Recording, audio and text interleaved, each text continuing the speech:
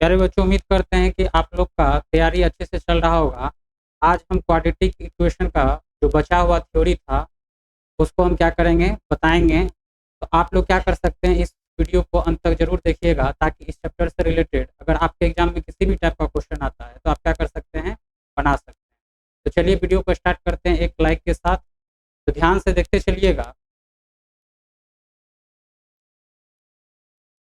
आज जो हम टॉपिक डिस्कस करने वाले हैं, वो क्या है, क्वाड्रेटिक इक्वेशन। और क्वाड्रेटिक इक्वेशन में हम उसका डेफिनेशन भी पढ़ लिए थे। क्वाड्रेटिक इक्वेशन का डेफिनेशन क्या था कि आप किसी भी एक्सप्रेशन को कह सकते हैं कि वो क्या है, क्वाड्रेटिक इक्वेशन है। कब? जब उसका डिग्री, डिग्री का मतलब क्या, घात दो, क्या हो, घात दो। तो हम कल क्या पढ़े थे कि मान लेते हैं एक्स स्क्वायर प्लस 2x+3। तो इसमें जो x का मैक्सिमम पावर है वो क्या है, यहाँ देखिए x कितना बार यूज हुआ है, 2 बार यूज हुआ है। एक बार x का वैल्यू 2 है और एक जगह पे x के पावर में क्या है, 1। अब बताइए कि 2 और 1 में बड़ा कौन है, तो 2 बड़ा है। इसका मतलब क्या कि इस एक्सप्रेशन का डिग्री जो है वो किसके बराबर हो गया, 2 के बराबर हो गया। और डिग्री को ही हिंदी में क्या कहते हैं, घात। तो इस एक्सप्रेशन का डिग्री 2 हो गया। इसका मतलब क्या कि ये जो आपको एक्सप्रेशन दिया हुआ है, ये कौन सा एक्सप्रेशन है, क्वाड्रेटिक एक्सप्रेशन है। और इस क्वाड्रेटिक एक्सप्रेशन में अगर हम क्या कर दें, इक्वल टू 0 ऐड ऑन कर दें, तब उस केस में इसको अपन क्या कहते हैं, क्वाड्रेटिक इक्वेशन कहते हैं। तो क्वाड्रेटिक इक्वेशन का जो फॉर्मेट होता है वो क्या होता है, a x square plus b x plus c equal to 0। अगर a x square plus b x plus c equal to 0 है, इसका मतलब क्या कि ये क्या है, क्वाड्रेटिक इक्वेशन है। और इस क्वाड्रेटिक इक्वेशन का जो मूल होगा वो कितना होगा, 2 होगा। मूल को ही क्या कहते हैं, रूट्स कहते हैं। और हम कल बता भी चुके थे कि डिग्री जो है, मूल जो है वो किस पे डिपेंड करता है, डिग्री पे डिपेंड करता है। मतलब क्या कि डिग्री अगर 2 है, इसका मतलब क्या कि मूल जो होगा वो भी कितना होगा, 2 होगा। कितना होगा, 2 होगा। अगर डिग्री आपका 3 है, इसका मतलब मूल भी क्या होगा, 3 होगा। क्या होगा, 3 होगा। हम क्या बताए थे, अगर ये जो a x square plus b x plus c equal to 0, अगर ये क्या है, क्वाड्रेटिक इक्वेशन है, इसका मतलब क्या, इसका जो रूट होगा वो कितना होगा, 2 होगा। कितना होगा, 2 रूट होगा। क्यों? क्योंकि इसका डिग्री क्या है, 2 है। इसका मतलब रूट भी क्या होगा, 2 होगा। हम मान लेते हैं कि एक रूट जो है इस क्वाड्रेटिक इक्वेशन का अल्फा है और दूसरा रूट क्या है, बीटा। एक रूट क्या है, अल्फा है, और दूसरा रूट क्या है, बीटा। तब आपसे पूछा जाता है कि रूटों का योग, मतलब क्या कि मूलों का योग क्या होगा। तो मूलों का योग जो होता है वो किसके बराबर होता है, अल्फा प्लस बीटा का वैल्यू आपसे पूछता है। और क्या पूछा जाता है कि मूलों का गुणनफल, मतलब क्या कि अल्फा इंटू बीटा का वैल्यू किसके बराबर होता है। अल्फा प्लस बीटा का जो वैल्यू होता है वो किसके बराबर होता है, -p/a के बराबर होता है। और अल्फा इंटू बीटा का जो वैल्यू होता है वो किसके बराबर होता है, c अपॉन में a के बराबर होता है। तो ध्यान क्या रखना है कि अल्फा प्लस बीटा का वैल्यू किसके बराबर होता है, -b/a के बराबर होता है। और अल्फा इंटू बीटा का जो वैल्यू होता है वो किसके बराबर होता है, c/a के बराबर होता है। ध्यान से देखते चलिएगा, हम यहाँ क्या लिखे हैं कि अगर ये क्वाड्रेटिक इक्वेशन है, इसका मूल क्या हो सकता है, 2 हो सकता है। तो वो जो 2 मूल है, मतलब क्या, x का जो वैल्यू होगा कितना पॉसिबल है, 2 वैल्यू x का पॉसिबल है। कब? जब आपका इक्वेशन कैसा हो, क्वाड्रेटिक इक्वेशन। इक्वेशन का जो मूल है उसको अपन x से रिप्रेजेंट कर रहे हैं। और ये x इक्वल टू क्या लिखे हैं, -b plus minus under root b square -4ac upon में क्या होता है, 2a होता है।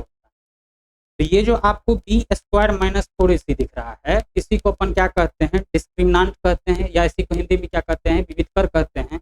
जिसका वैल्यू किसके बराबर होता है, बी स्क्वायर -4ac के बराबर होता है। किसके बराबर होता है, बी स्क्वायर -4ac के बराबर होता है। तो अब यहाँ देखिए x का वैल्यू क्या हो सकता है, x का value -b plus root under b square -4ac भी हो सकता है अपॉन में 2a। और x का एक वैल्यू क्या हो सकता है, -b minus root under b square -4ac upon में 2a हो सकता है। इसी को हम क्या किए हैं, मर्ज करके एक जगह पे लिख दिए। तो x इक्वल टू क्या हो गया, -b plus minus under root b square -4ac upon में 2a हो गया। जहाँ पे बी स्क्वायर -4ac को अपन क्या कहते हैं, डिस्क्रिमिनांट कहते हैं। और डी का जो वैल्यू होता है वो किसके बराबर होता है, तो बी स्क्वायर माइनस 4ac के बराबर होता है। और हम क्या बताए हैं कि अगर ये क्वाड्रेटिक इक्वेशन है तो इसका कितना रूट पॉसिबल है, 2 रूट पॉसिबल। अगर 2 रूट पॉसिबल है इसका मतलब क्या कि अगर हम एक रूट को अल्फा कंसीडर कर लें और दूसरे रूट को हम बीटा कंसीडर कर लें तो अल्फा प्लस बीटा का जो वैल्यू होगा वो किसके बराबर होगा, माइनस बी बाय ए के बराबर होगा। और अल्फा इंटू बीटा का जो वैल्यू होगा वो किसके बराबर होगा, सी बाय ए के बराबर होगा। हम अब ये समझने वाले हैं कि दो मूलों का योग जो है अल्फा प्लस बीटा का वैल्यू माइनस बी बाय ए ही क्यों होता है और अल्फा इंटू बीटा का वैल्यू सी बाय ए ही क्यों होता है। अब इसी के बारे में हम डिस्कस करेंगे। चलिए देखते हैं डिफिनेशन क्या लिखा हुआ है, उसके बाद उस पॉइंट को हम क्या करेंगे, डिस्कस करें। तो ध्यान से देखते चलिएगा।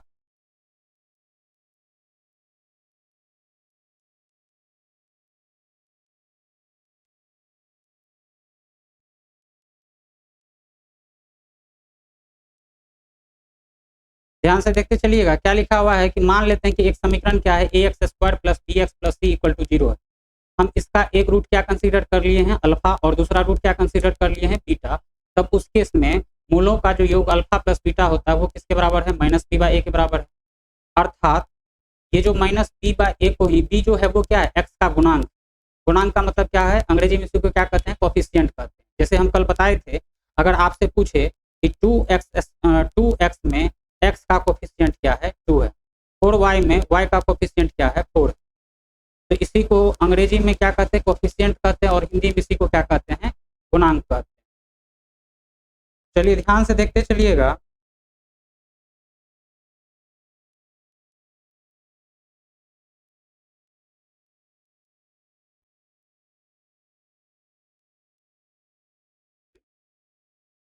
ध्यान से देखते चलिएगा। अब हम समझेंगे कि अगर मान लेते हैं कि इक्वेशन है a x square plus b x plus c equal to 0। अगर इस इक्वेशन का अगर हम एक रूट अल्फा कंसीडर कर रहे हैं और दूसरा रूट बीटा कंसीडर कर रहे हैं, तो आप क्या पढ़ रहे हैं कि रूटों का जो योग होता है, मतलब क्या, मूलों का जो योग होता है वो किसके बराबर होता है, माइनस बी बाय ए के बराबर होता है। और अभी आप क्या पढ़ रहे हैं कि अल्फा इंटू बीटा का जो वैल्यू होता है वो किसके बराबर होता है, सी बाय ए के बराबर होता है। हम ये समझने के लिए जा रहे हैं कि अल्फा प्लस बीटा का जो वैल्यू है वो माइनस बी बाय ए ही क्यों आता है, और अल्फा इंटू बीटा का जो वैल्यू है वो सी बाय ए ही क्यों आता है। तो चलिए ध्यान से देखते चलिएगा। अगर आप इस कंसेप्ट को ध्यान से देखते हैं तो ये अल्फा प्लस बीटा का जो वैल्यू है वो बी माइनस ए के बराबर कैसे आता है, और अल्फा इंटू बीटा का वैल्यू सी बाय ए कैसे होता है, ये आप समझ जाइएगा। तो चलिए यहाँ देखते चलिएगा, हम क्या कंसीडर किए हैं कि अल्फा और बीटा जो है वो क्या है, ए इस इक्वेशन का रूट है, a x square plus b x plus c equal to 0 का रूट। इसका मतलब क्या हुआ कि अगर अल्फा को आप एक्स के जगह पे रखिए और उसका वैल्यू निकालिए तो वो किसके बराबर आ जाएगा, 0 के बराबर आ जाएगा। और बीटा को भी अगर आप एक्स के जगह पे रख रहे हैं और उसको सॉल्व कर रहे हैं तो उसका भी वैल्यू किसके बराबर आ जाएगा, 0 के बराबर आ जाएगा। हम यहाँ क्या देख पा रहे हैं कि a x square plus b x plus c का रूट क्या है, अल्फा और बीटा है। तो हम ऐसा भी तो कर सकते हैं कि एक इक्वेशन और हम बना सकते हैं जिसका रूट क्या होगा, अल्फा और बीटा होगा। तो आप ये जो एक्सप्रेशन देख रहे हैं, ये x minus alpha into x minus beta, इस एक्सप्रेशन का भी रूट क्या है, अल्फा और बीटा। क्यों? क्योंकि अगर एक्स के जगह पे आप अल्फा रखते हैं तो अल्फा माइनस अल्फा क्या हो जाएगा, 0, और 0 इंटू अल्फा माइनस बीटा क्या हो जाएगा, 0। इसका मतलब क्या, इसका वैल्यू भी क्या आ रहा है, 0 के बराबर आ रहा है। इसका मतलब क्या कि इस इक्वेशन का भी रूट जो है वो क्या है, अल्फा है। और उसी तरीका से अगर हम एक्स के जगह पे बीटा पुट कर देते हैं, बीटा रख देते हैं, तो उस केस में क्या हो जाएगा, यहाँ पे beta minus alpha into beta minus beta, तो बीटा माइनस बीटा क्या हो जाएगा, 0, और 0 इंटू बीटा माइनस अल्फा करेंगे तो क्या हो जाएगा, 0 हो जाएगा। इसका मतलब क्या हुआ कि बीटा भी जो है इस एक्सप्रेशन का क्या है, रूट है। तो इसका भी रूट क्या है, अल्फा और बीटा है, और इस इक्वेशन का भी रूट क्या है, अल्फा और बीटा है। इसका मतलब क्या है कि अगर हम इसमें ए से मल्टीप्लाई कर देंगे, क्योंकि यहाँ देखिए एक्स इंटू एक्स करेंगे तो एक्स स्क्वायर आ जाएगा, तो यहाँ एक्स स्क्वायर का कोफिशिएंट 1 है और यहाँ एक्स स्क्वायर का कोफिशिएंट क्या है, ए है। कोफिशिएंट का मतलब क्या है, गुणांक। तो यहाँ एक्स स्क्वायर का गुणांक क्या है, ए है, और यहाँ एक्स का गुणांक एक्स स्क्वायर का गुणांक क्या था, 1 था। तो ए करने के लिए हम क्या किए, इसमें ए से मल्टीप्लाई कर दिया। अगर ए से मल्टीप्लाई कर दिया इसका मतलब क्या कि यहाँ जो एक्स स्क्वायर का कोफिशिएंट गुणांक और यहाँ पे एक्स स्क्वायर का कोफिशिएंट मतलब गुणांक क्या हो गया, सेम हो गया। इसका मतलब क्या है कि ये दोनों इक्वेशन आपस में बराबर है। अब यहाँ ध्यान से देखते चलिएगा, a x square plus b x plus c equal to क्या निकाल करके लाए हैं, a into x minus alpha into x minus beta. आप इसको क्या लिख सकते हैं, a x square plus b x plus c equal to a, अब यहाँ देखते चलिएगा एक्स एक्स को मल्टीप्लाई करेंगे तो क्या हो जाएगा, एक्स स्क्वायर। अब इससे इसको मल्टीप्लाई करेंगे तो क्या हो जाएगा, माइनस का बीटा इंटू एक्स। अब अल्फा से इसको मल्टीप्लाई करेंगे तो क्या हो जाएगा, माइनस का अल्फा इंटू एक्स। अब माइनस माइनस क्या हो जाएगा, प्लस का अल्फा इंटू बीटा। क्लियर है?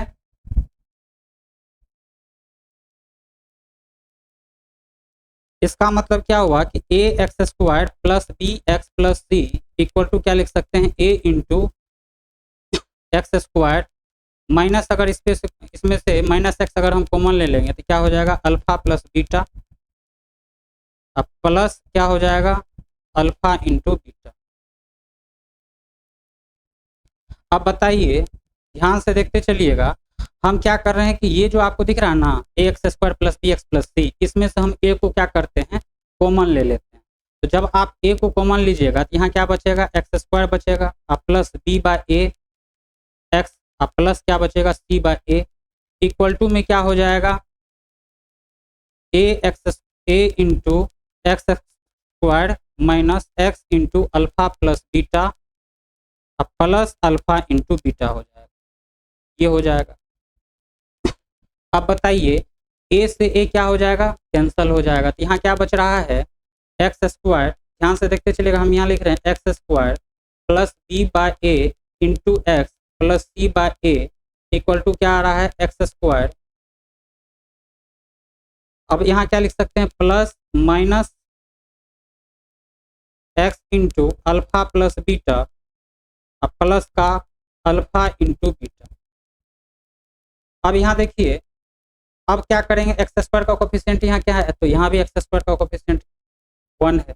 यहाँ क्या है, एक्स स्क्वायर का कोफिशिएंट गुणांक कितना है, 1 है, क्योंकि अगर इसमें 1 से मल्टीप्लाई भी कर देंगे तो कोई फर्क पड़ने वाला नहीं है। इसका मतलब क्या, लेफ्ट साइड में जो एक्स स्क्वायर दिख रहा है उसका गुणांक जो है वो क्या है, 1, और राइट साइड में जो एक्स स्क्वायर है उसका भी गुणांक क्या है, 1।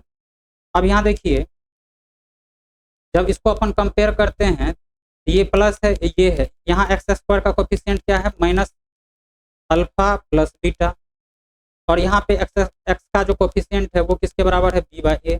इसका मतलब क्या है कि अल्फा प्लस बीटा का जो वैल्यू होगा वो किसके बराबर आ जाएगा, माइनस का बी बाय ए के बराबर हो जाएगा। हम यही बताए थे कि अगर किसी क्वाड्रेटिक इक्वेशन का रूट आपको मालूम है और उसका समेशन आपसे पूछा जा रहा है, तो उस केस में अल्फा प्लस बीटा का जो वैल्यू होगा वो किसके बराबर आएगा, माइनस बी बाय ए के बराबर आएगा। ये भी आपको समझ में आ गया होगा।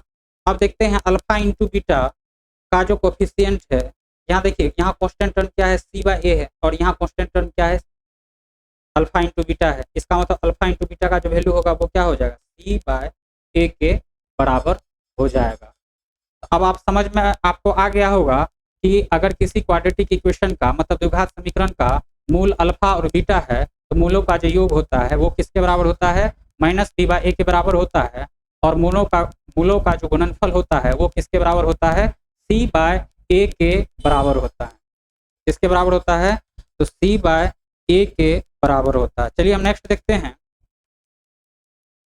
अब यहाँ देखिए क्या दिया हुआ है कि मूलों का जो गुणनफल होता है वो किसके बराबर होता है, अल्फा इंटू बीटा का जो वैल्यू होता है वो किसके बराबर है, सी बाय ए के बराबर होता है, अर्थात अचर पद अपन में क्या होता है, एक्स स्क्वायर का गुणा, एक्स स्क्वायर का गुणा। ये भी आपको क्लियर हो गया होगा। नेक्स्ट पॉइंट क्या है, देखिए, यदि द्विघात समीकरण a x square plus b x plus c equal to क्या है, 0 है, और ए का वैल्यू क्या है, 0 के बराबर नहीं, क्योंकि अगर ए का वैल्यू 0 हो गया तब उस केस में ये क्वाड्रेटिक इक्वेशन बचेगा ही नहीं।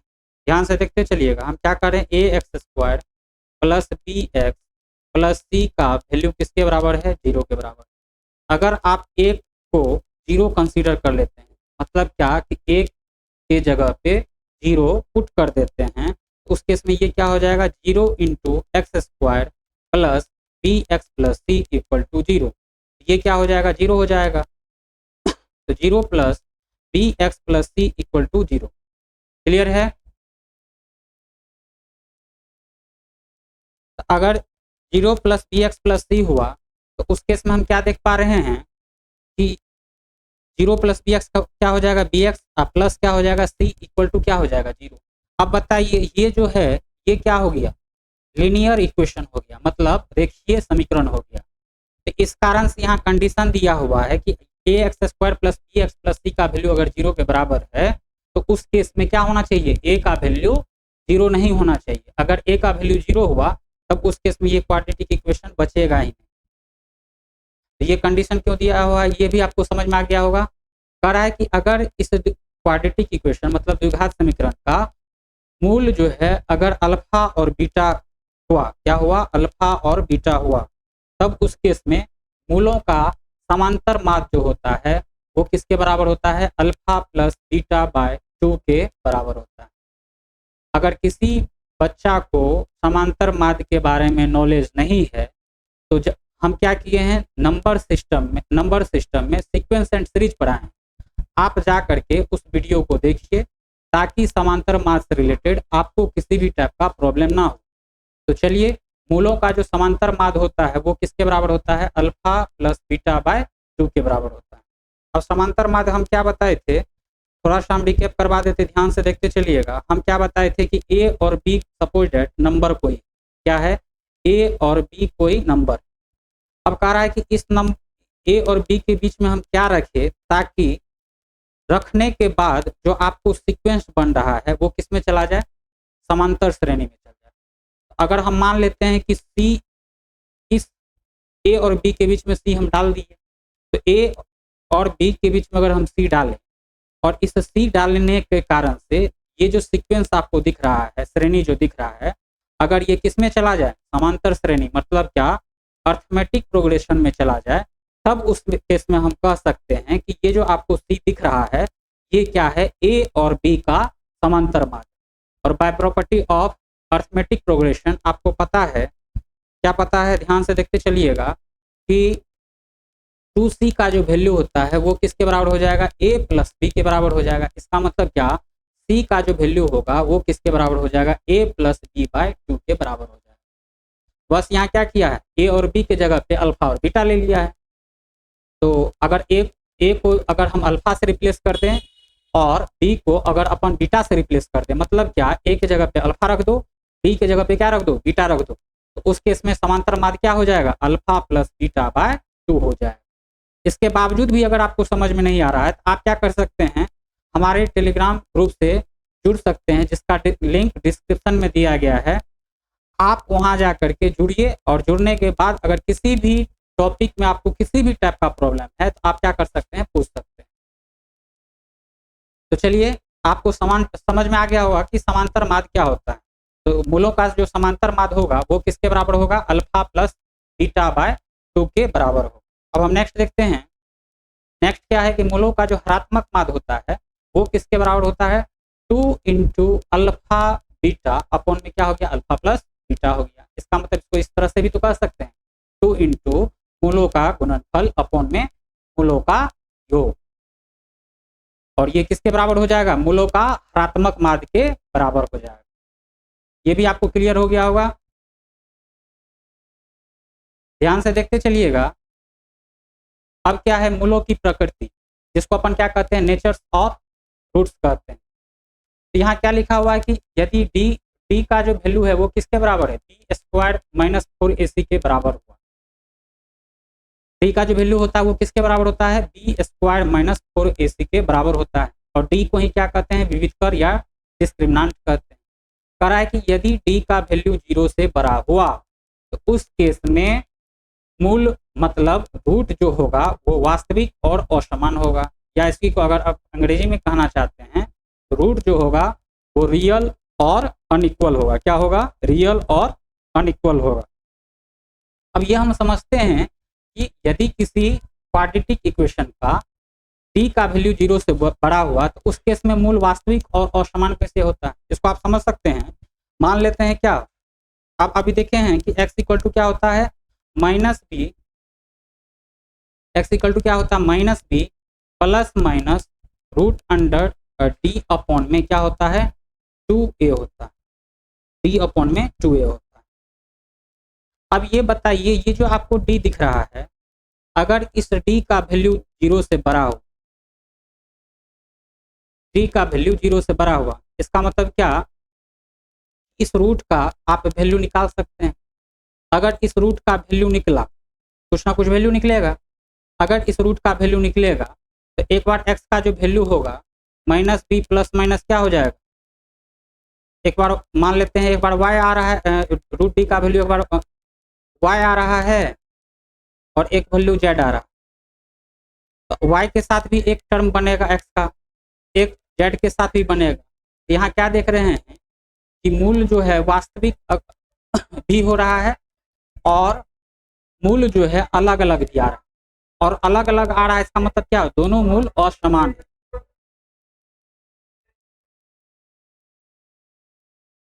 नेक्स्ट क्या दिया हुआ है कि यदि d का वैल्यू 0 के बराबर हुआ, तो अगर d का वैल्यू सपोज दैट इस यहाँ पे 0 हो गया तो ये रूट d जो है हट जाएगा। जब ये रूट d हट जाएगा तो यहाँ क्या बचेगा x equal to minus b plus minus root 0 का वैल्यू क्या होता है 0 अपॉन में क्या हो गया 2a। इसका मतलब क्या हुआ कि x का जो वैल्यू आएगा माइनस बी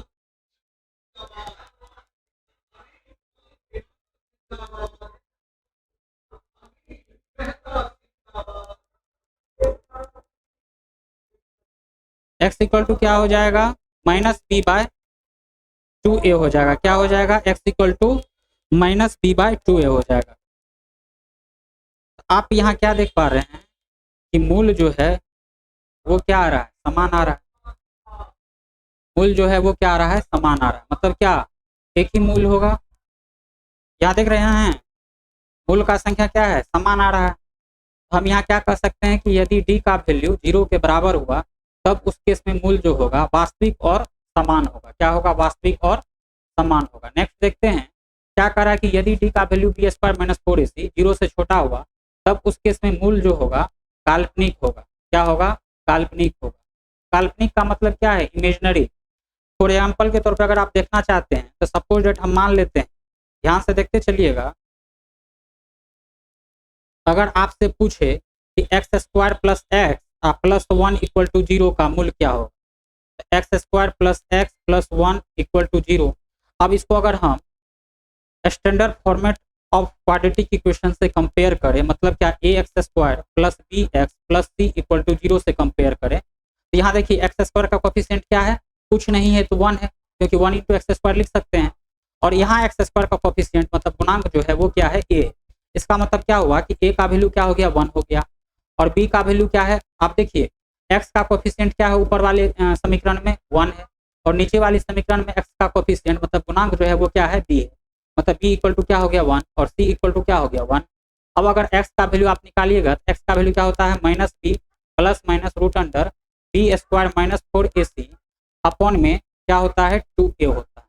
अब अगर यहाँ पे आप वैल्यू डालते हैं तो एक्स इक्वल टू क्या होगा माइनस बी का वैल्यू क्या है 1, तो minus 1 plus minus root under b square, तो 1 का स्क्वायर तो क्या हो जाएगा 1, 1 का स्क्वायर क्या हो जाएगा 1 का स्क्वायर हो जाएगा 1 माइनस 4a, एक जगह पे क्या हो जाएगा 1 और सी की जगह पे क्या हो जाएगा 1 हो जाएगा, सी की जगह पर भी 1 हो जाएगा, अपॉन में क्या हो जाएगा 2 इंटू ए, एक जगह पे क्या हो जाएगा 1। यहाँ क्या देख रहे हैं कि एक्स इक्वल टू क्या है माइनस 1 प्लस माइनस, अब 1 में से अगर 4 को घटाते हैं क्या आता है माइनस 3 अपॉन में 2।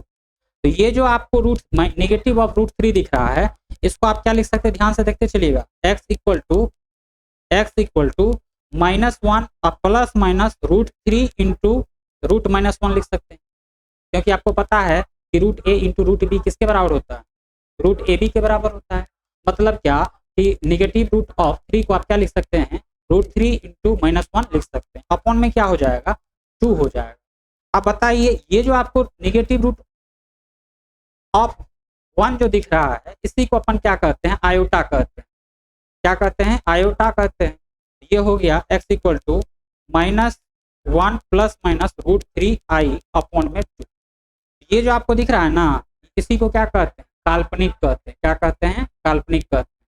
और इसके बारे में डिटेल में कहाँ पढ़ना रहता है, 11th क्लास के कॉम्प्लेक्स नंबर चैप्टर में पढ़ना रहता है। क्लियर है कि यदि किसी समीकरण, द्विघात समीकरण का डी का वैल्यू 0 से छोटा हुआ, तब उस केस में मूल जो होगा क्या होगा, काल्पनिक होगा। क्या होगा, काल्पनिक होगा। ये आपको क्या करना है, ध्यान रखना है। चलिए हम देखते हैं, नेक्स्ट देख रहे हैं, ध्यान से देखते चलिएगा।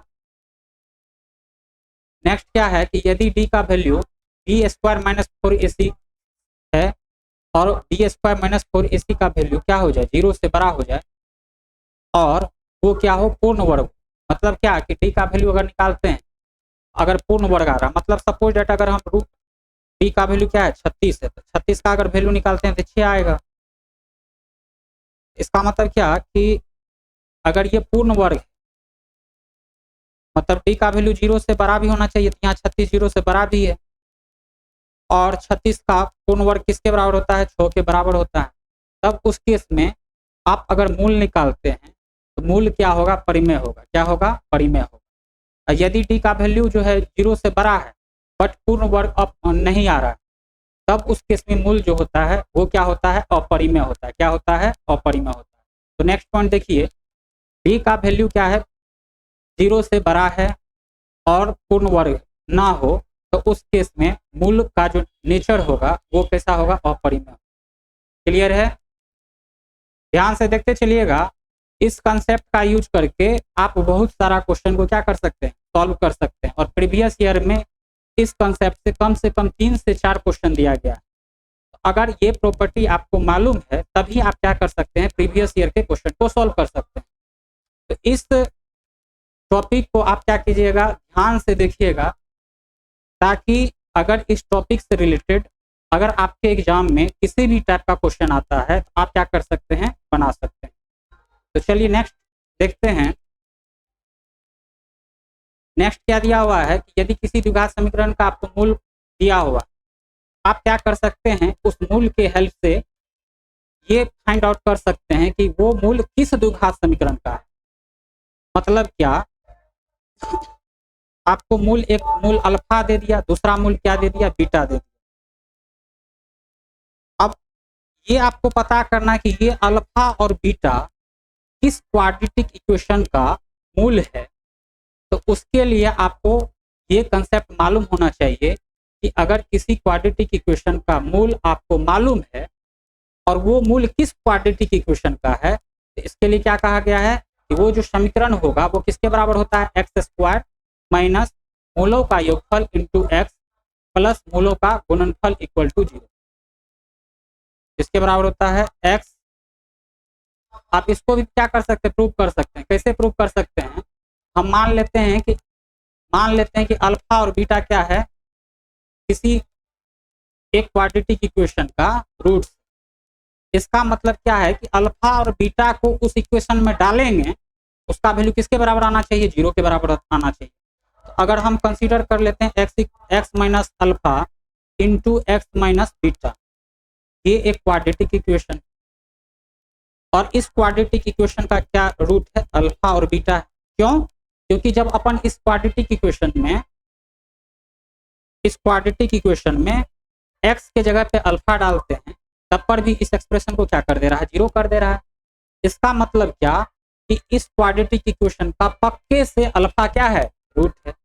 और उसी तरीका से x minus alpha into x minus beta में जो x है उसके जगह पे आप बीटा रख देते हैं, तब पर भी इसका जो वैल्यू आता है वो किसके बराबर आता है, 0 के बराबर आता है। तो इससे क्या पता चल रहा है कि बीटा भी इस क्वाड्रेटिक इक्वेशन का रूट है। अगर इस क्वाड्रेटिक इक्वेशन का रूट है, इसका मतलब आप क्या लिख सकते हैं, x minus alpha into x minus beta equal to 0। अब इससे इसको मल्टीप्लाई कीजिएगा तो क्या हो जाएगा, एक्स स्क्वायर। इससे इसको मल्टीप्लाई कीजिएगा तो क्या हो जाएगा, माइनस का बीटा एक्स। अब इससे इसको मल्टीप्लाई करते हैं तो क्या हो जाएगा, माइनस का अल्फा एक्स। अब इससे इसको मल्टीप्लाई करते हैं तो क्या हो जाएगा, minus minus plus alpha into beta क्या हो जाएगा, alpha into beta equal to क्या हो जाएगा, 0। अब यहाँ देखिए एक्स स्क्वायर है, अब इसमें से आप क्या कॉमन ले सकते हैं, एक्स माइनस एक्स को कॉमन ले सकते हैं। तो माइनस एक्स को अगर हम कॉमन लेंगे तो यहाँ क्या हो जाएगा, alpha plus beta plus alpha into beta equal to क्या हो जाएगा, जीरो हो जाएगा। क्या हो जाएगा, जीरो हो जाएगा।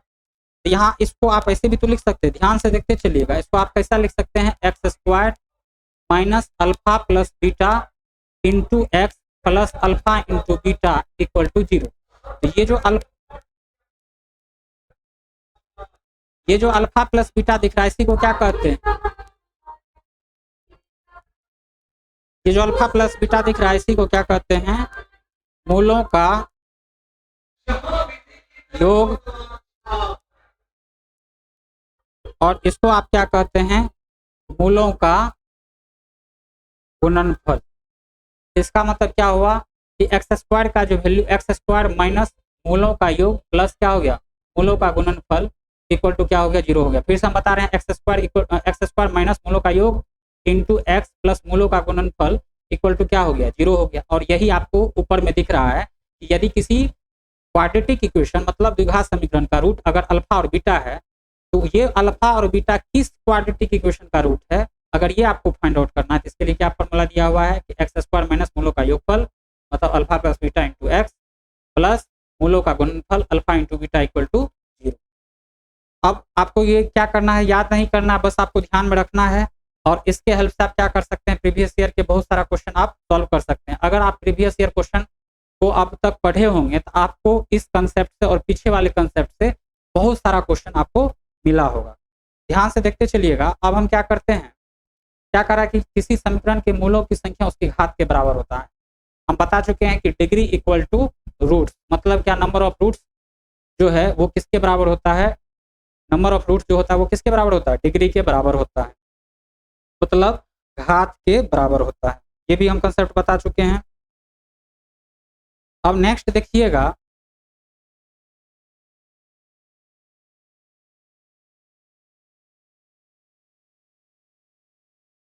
नेक्स्ट देखते हैं क्या करा कि यदि द्विघात समीकरण का एक मूल a प्लस रूट बी है तो दूसरा मूल पक्के से क्या होगा, a माइनस रूट बी होगा। इस प्रॉपर्टी को भी आपको क्या ध्यान करना है, ध्यान में रखना है। अब देखिए क्या करा कि एक समीकरण निकाय है, मतलब क्या a1x plus b1y plus c1 equal to क्या है, जीरो है, और a2x plus b2y plus c2 equal to क्या है, जीरो है। तब आपसे पूछता है कि यूनिक हल कब होगा, मतलब यूनिक हल को अंग्रेजी में क्या कहते हैं, अद्वितीय हल कब होगा, हल कब नहीं होगा, अनेक हल कब होगा। इस टाइप का अगर क्वेश्चन पूछता है तो इस प्रॉपर्टी को अभी आपको क्या करना पड़ेगा, ध्यान में रखना पड़ेगा। तो देखिए क्या कर रहा है कि अद्वितीय हल कब होगा, जब a1 अपन में a2 का रेशियो b1 अपन में b2 के बराबर ना हो, तब उस केस में इस समीकरण निकाय का हल जो होगा वो क्या होगा, यूनिक होगा। अब हल कब नहीं होगा, यहाँ थोड़ा सा गलत लिखा गया है, प्रिंटिंग हो गया, यहाँ ध्यान में रखिएगा, अद्वितीय नहीं होगा, क्या होगा। दूसरा पॉइंट देखते चलिएगा, दूसरा पॉइंट पे जो आपको अद्वितीय दिख रहा है ये अद्वितीय नहीं होगा, ये आपको ध्यान में रखना है। अब क्या करा है कि अनेक हल कब होगा, जब a1 अपन में a2 का वैल्यू किसके बराबर हो जाए, b1 अपन में b2 के बराबर हो जाए और c1 अपन में c2 का बराबर हो जाए, तो उस केस में हल अनेक होगा। हल कब नहीं होगा, जब a1 अपन में a2 का वैल्यू क्या हो जाए, b1 अपन में b2 के बराबर हो जाए, बट b1 अपन में b2 का वैल्यू c1 अपन में c2 के बराबर ना हो, तो उस केस में जो हल होगा इस समीकरण निकाय का हल पॉसिबल नहीं है, मतलब हल नहीं होगा। अद्वितीय मतलब यूनिक हल कब होगा, जब a1 अपन में a2 का वैल्यू किसके बराबर ना हो, b1 अपन में b2 के बराबर ना हो, तब उस केस में जो हल होगा इस समीकरण निकाय का वो क्या होगा, यूनिक होगा। ये भी पॉइंट आपको क्लियर हो गया होगा। अब हम इस टॉपिक का जितना भी, इस टॉपिक से रिलेटेड जितना भी थ्योरी था उसको हम क्या किए हैं, समाप्त कर दिए हैं। और इस चैप्टर से रिलेटेड प्रीवियस ईयर का क्वेश्चन और 50 प्लस प्रीवियस ईयर के क्वेश्चन के अलावा 50 प्लस क्वेश्चन आपको मॉर्निंग में दिया जाता है। आप क्या कर सकते हैं, 10-10 में टाइमिंग है, आप पर डे सुबह के 10-10 में आप क्या कर सकते हैं, पॉलिटेक्निक इम्पोर्टेंट क्वेश्चन का सीरीज देख सकते हैं, जिसमें सभी चैप्टर का आपको इम्पोर्टेंट क्वेश्चन मिलेगा और साथ ही साथ प्रीवियस ईयर का क्वेश्चन भी। तो चलिए क्लास को यहीं एंड करते हैं। बाय।